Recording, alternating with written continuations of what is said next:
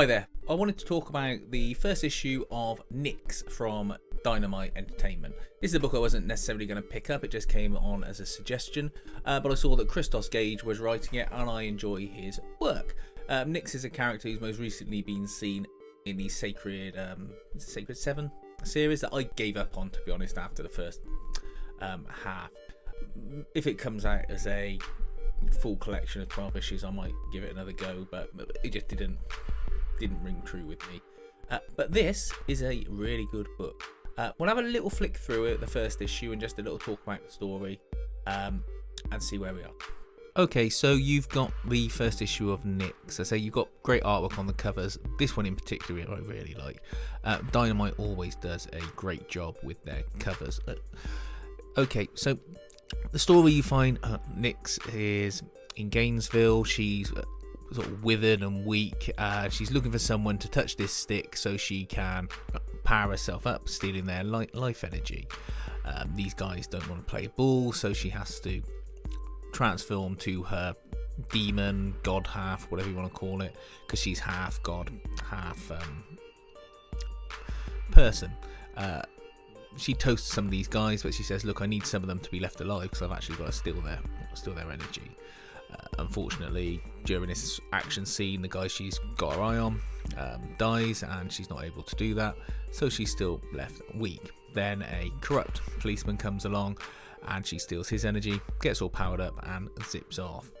You get a little bit of background on her story here, saying that her mother Lilith had sex with a mad god of chaos, resulting in her, and she just sort of wanders around the world looking for mortal sins. So she's dressed scantily at a nightclub, and she thinks she's just going to pick up this guy for some casual sex. She pushes off the sort of more cocky guys.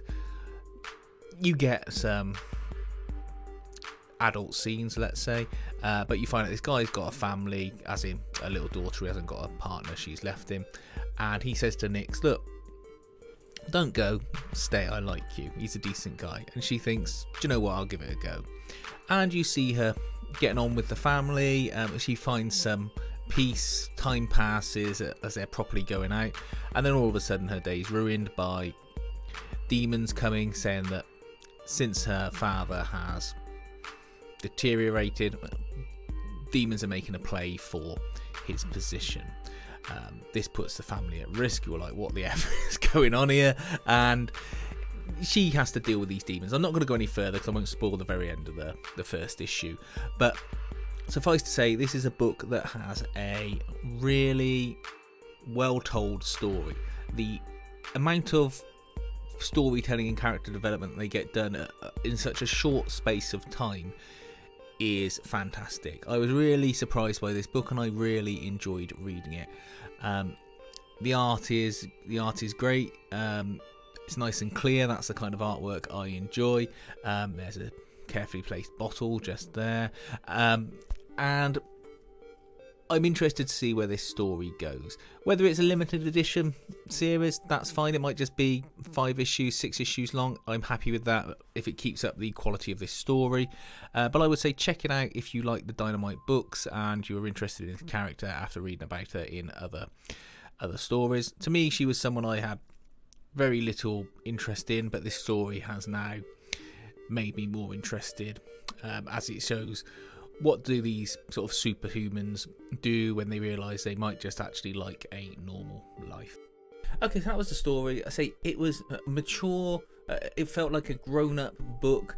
I really like the way Christos Gage wrote it, and it made me feel for a character that before I had no interest in whatsoever, other than taking a punt on this book. So I was really happy that it did.